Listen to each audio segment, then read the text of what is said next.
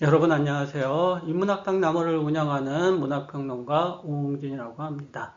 오늘은 영화인문학 네 번째 시간으로 바보의 눈으로 세상을 보다라는 제목으로 웰컴 투 동막골에 나오는 여일이라는 인물에 대해서 이야기를 해보겠습니다. 그 이미지 한번 보시면은 그 오른쪽에 꽃이 꽂혀 있잖아요. 그러니까 머리에 꽃을 꽂고 다니는 사람을 우리가 일반적으로 바보라고 부르죠. 그죠? 그러니까 꽃이 바보인 게 아니라 꽃을 꼽는 행위 자체를 바보 행위로 보는 거죠. 왜? 다른 사람의 눈을 의식하지 않는 거니까요. 그런 점에서 보면은 이 작품에 나오는 여일 같은 경우는 말 그대로 바보라고 할 수 있죠. 그리고 뭐 행동 자체도 그렇게 하고 있고요. 총을 무서워하지도 않고, 그죠? 수류탄을 무서워하지도 않고, 한마디로 총이나 수류탄이 얼마나 무서운 것들인지 그런 것들을 모르는 거죠. 정확히 얘기하면은 사람들이 생각하는 현실 바깥으로 나간 인물이 되는 거죠. 또 그런 식으로 해서 바보라고 불릴 수도 있는 거고요. 자, 그러면은 이런 바보 인물로 이 세상을 들여다보면은 어떤 세상이 비치게 될까요? 그거는 결국은 바보의 눈으로 이 세상을 한번 상상해 보라는 그런 이야기와 다르지 않겠습니다. 웰컴 투 동막골은 미군 수송기가 동막골 근처에 추락하면서 시작됩니다. 이 수송기를 제일 먼저 목격한 사람이 이 마을의 바보인 여일입니다. 바보란 제도를 따르지 않는 인물을 가리킵니다. 규칙으로 제어할 수 없는 자리에 여일이 있습니다. 수송기를 몰던 미군 스미스는 추락 직전 조종석에서 허공을 나는 나비 한 마리를 봅니다. 왼쪽에 나오는 이미지예요. 어떤 순간 이미지죠. 멈추는 듯 흐르는 이미지. 나비가 나타나는 순간 시간은 한없이 느리게 흐릅니다. 스미스가 무언가 이상한 것을 느낀 찰나 다시 시간은 빠르게 흘러서 현실로 돌아가는 거죠. 스미스는 어떻게 됐느냐고요? 살았습니다. 부상도 크게 당하지 않았습니다. 동막골이 스미스가 사는 세계와는 다른 방식으로 움직인다는 것을 이 장면은 정확히 보여주고 있습니다. 그러니까 나비가 나타나면서 순간적으로 시간이 느리게 흐르거든요. 그 상황 속에서 스미스는 살아나는 거죠. 여일은 바로 그런 세상에서 마음껏 자기 삶을 즐기며 사는 것이지요. 돌려서 얘기하면은 이런 세계가 아니라면 여일 같은 경우는 그만큼 살기 힘들겠죠.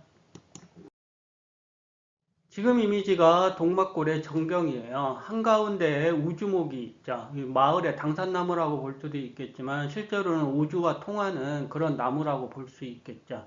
이 나무라는 게 땅에 뿌리를 박으면서 가지나 그런 것들은 하늘을 향하고 있잖아요. 그래서 나무 자체는 하늘과 땅을 이어주는 그런 존재라고 볼 수가 있죠. 그 나무 아래 사람들이 한가하게 이렇게 쉬고 있는 그런 장면이 보이고 주변에는 뭐 이렇게 일하는 사람들도 보이죠. 그러니까 한마디로 얘기하면은 지금 보시는 이미지 같은 경우가 동양에서 생각하는 어떤 이상향 그런 식으로 볼 수가 있겠죠. 사람도 상대적으로 적죠. 마을 단위가 되는 거니까.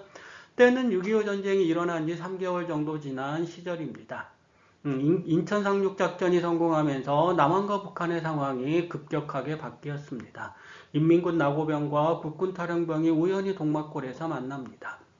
수송기 추락으로 부상을 당한 스미스가 먼저 이곳에 왔지요.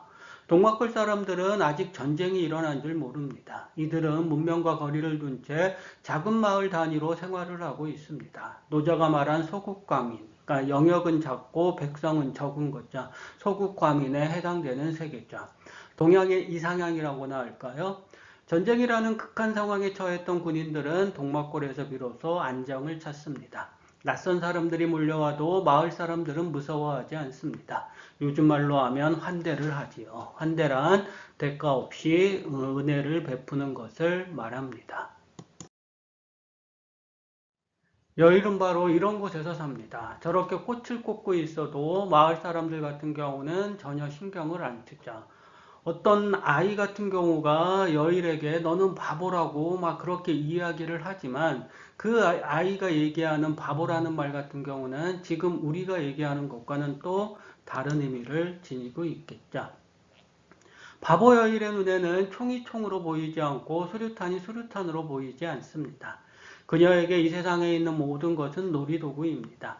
인민군이 총을 들이대도 여일은 눈 하나 꿈쩍하지 않습니다. 갑자기 나타난 뱀을 향해 인민군이 총을 쏘자 그녀는 전혀 무서워하지 않고 도리어 엄청나게 큰 총소리를 신기해합니다. 그런 소리를 처음 들은 것이지요. 어린아이들이 원래 그렇잖아요. 여일은 이름처럼 한결같이 호기심이 강합니다. 신기한 것이 보이면 어떻게든 그것을 손에 넣으려고 합니다. 국군과 인민군이 대치하고 있는 상황에서 수류탄 고리를 뽑은 사람도 여일입니다. 수류탄 고리를 반지로 생각한 겁니다. 한마디로 여일은 인간이 사물에 부여한 의미를 받아들이지 않습니다. 그러니 천생 바보라고 할 밖에요. 국군소대장 표현철입니다. 이 사람 같은 경우는 마음속에 깊은 상처를 지니고 있는데요. 여일 같은 경우가 표현철의 이 마음을 이렇게 녹여주는 그런 상황 하나를 연출하게 되는 거죠. 한데 이런 바보 여일에게는 놀라운 능력이 있습니다. 국군 소대장인 표현철은 상부의 명령으로 한강 다리를 끄는 인물입니다. 당시 수많은 사람들이 다리를 건너는 상황이었죠. 다리를 끊으면 그 사람들은 모두 죽습니다. 상부는 무전으로 빨리 다리를 끊으라고 명령하고 현철은 그럴 수 없다고 버팁니다. 결국 현철은 한강 다리를 끊습니다. 폭탄이 터지는 스위치를 누른 것이지요. 아무 죄가 없는 양민들을 죽이고 어떻게 제 정신으로 살 수 있을까요? 현철은 결국 탈영을 하고 떠돌다가 동막골에 옵니다. 이곳에서 그는 어느 정도 안정을 얻었지만 다리를 끄는 끔찍한 기억으로부터 벗어나지는 못합니다. 그 배경 이미지 같은 경우가 그 상황이에요. 그 당시의 상황. 다리를 끊으라는 그 상황이 있죠. 그 상황을 이행해야 될 것이냐 말아야 될 것이냐 그것 때문에 갈등하는 상황이겠죠. 눈으로 한번 보세요. 눈물이 고여 있죠. 그러니까 현철 같은 경우가 얼마나 큰 고민을 했는지 알 수 있는 이미지라고 하겠습니다. 이미지 두 개가 나옵니다. 왼쪽에는 지금 표현철이 환각에 빠져서 고통에 완전히 젖은 상태예요. 오른쪽 같은 경우는 파란 하늘을 배경으로 해서 여일이 그 얼굴을 쳐다보고 있는 장면이고요. 참 묘한 대비가 이루어지는 장면이죠. 어느 날 들판에 누운 채 현철은 환각에 빠져듭니다. 상부는 무전으로 다리를 끊으라고 외치고 현철은 안 된다고 거듭 외칩니다. 온몸을 피로 뒤덮은 사람들이 현철 곁에 누워 있습니다. 다리가 끊어지면서 죽은 사람들입니다. 그 속에서 현철은 숨도 제대로 쉬지 못한 채 고통을 당하고 있습니다. 이대로 가면 죽을지 모릅니다. 그때 허공에서 얼굴 하나가 현철의 얼굴을 덮습니다. 여일의 얼굴입니다. 동시에 현철은 환각에서 깨어납니다. 동막골에서도 현철은 여전히 현실과 이어진 고통을 겪고 있습니다. 그 고통을 여일이 단번에 끊어낸 것입니다.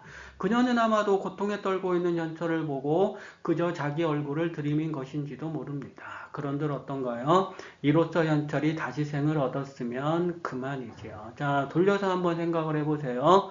여일 같은 경우는 어떤 경우에도 현철의 이런 끔찍한 얼굴 있죠. 이런 상황에 빠져들지 않겠죠. 여일이 머리에 꽃을 꽂고 비를 맞고 있죠. 저 얼굴 표정을 한번 보세요. 모든 것들을 즐기는 얼굴이죠. 비가 내리면 비를 맞고 한더위에는 주변을 막 떠다니는 어린아이들처럼 여일 같은 경우는 그때그때 상황을 계속 즐기고 있는 거겠죠. 비가 내리면 온몸으로 그 비를 맞던 여일은 스미스를 찾기 위해 동막골로 들어온 군인들이 쏜 총에 맞아 안타까운 죽음을 당합니다. 군인들은 동막골 사람들의 내력을 알려고 하지 않습니다. 그들에게 동막골 사람들은 그저 죽여야 할 적입니다. 동막골의 현실 논리가 들어서는 순간 바보 여일은 숨을 거두는 것이지요. 돌려 말하면 이전에 동막골에 들어온 사람들은 현실 논리를 동막골에 적용하지 않았다는 말이 되지요. 스미스만 해도 그 시간이 멈추는 경험을 했잖아요. 그 나비 장면을 통해서. 실제로 그들은 마을 사람들과 함께 농사를 지으며 살았습니다. 군복을 벗고 마을 사람들이 준 평상복을 입기도 했지요. 인민군의 막내인 서택기는 여일에게 연정을 품기도 했습니다. 말 그대로 여일 같은 경우는 뭐가 되는 거예요? 이 마을을 상징하는 어떤 존재가 될 수 있다. 그런 얘기죠. 근데 그런 존재가 지금 어떻게 된 거예요? 외부에 들어온 사람들에 의해서 적으로 인식되는 그런 상황이 되어버린 거겠죠. 군인입니다. 얼굴에 검은색 칠을 했죠. 말 그대로 전쟁을 수행하고 있는 사람인데요. 이 사람의 눈에는 동막골 사람들 같은 경우가 제대로 보이지 않겠죠. 동막골 사람들 같은 경우는 그저 전쟁을 피하는 이상한 사람들로 보일 거 아니에요. 그러니까 당연히 뭐가 될 수밖에 없어요. 이 사람에게 동막골 사람들은 적이 될 수밖에 없는 거죠. 동막골 밖에서 온 군인들은 사람들을 적과 동지로 나눕니다. 적은 죽여야 하고 동지는 더불어 살아야 합니다. 동지는 환대해도 되지만 적은 결코 환대해서는 안 됩니다. 동막골 사람들은 국군과 인민군을 구분하지 않았습니다. 얼굴색이 다른 미군도 기꺼이 받아들였지요. 그들은 다친 사람을 치료해주고 배고픈 사람들에게는 먹을 것을 주었습니다. 적과 동지를 구분하는 군인들은 이런 마을 사람들이 못마땅합니다. 전쟁이라는 비상사태에 적과 동지를 구분하지 않다니 이런 말도 안 되는 상황이 어디에 있단 말인가요? 그래서 그들은 동막골을 적지로 판단하고 폭격을 가하려고 합니다. 동지가 아니면 적이라는 논리를 펴는 것이지요. 죽기 직전에 여일이에요. 이 이미지 같은 경우는 눈에 눈물이 가득 고여 있죠. 지금 여일은 몸은 아픈데 왜 자기 몸이 아픈지 모르는 거예요. 총소리가 크게 나기는 했지만 자기 몸에 총알이 박혀 있는 걸 모르는 거죠. 몸이 아프니까 눈물을 흘리고 있지만 그 자기가 지금 죽어야 되는 상황인지도 정확히 모르는 그런 상황이겠죠. 여러분들은 어떠세요? 여일의 슬픈 얼굴을 보고 어떤 생각이 들으셨어요? 여일은 이러한 논리가 지배하는 세계에서는 살아남을 수 없습니다. 처음부터 끝까지 여일은 전쟁이 벌어지는 현실과는 다른 세계를 살고 있으니까요. 바보의 눈에는 적과 동지가 따로 보이지 않습니다. 인민군도 사람이고 국군도 사람이고 미군도 사람일 따름입니다. 얼굴 앞에 총을 들이댄다고 해도 무서워하지 않습니다. 총이 무엇인지 모르니까요. 총에 맞아 운명을 달리한 여일은 자신이 왜 죽어야 하는지 그 이유를 알았을까요? 사람들을 이념으로 나누지 않은 이 바보가 어찌 보면 가장 현명한 사람인지도 모릅니다. 이념에 미친 권력은 늘 숱한 생명을 앗아가는 법이니까요. 세상이 현명해질수록 바보의 눈으로 세상을 다시 보는 방식은 그래서 한없이 소중해 보입니다. 바보의 눈으로 이 세상을 들여다보는 게 과연 무엇일지 우리가 다시 한번 생각을 해봤으면 좋겠습니다.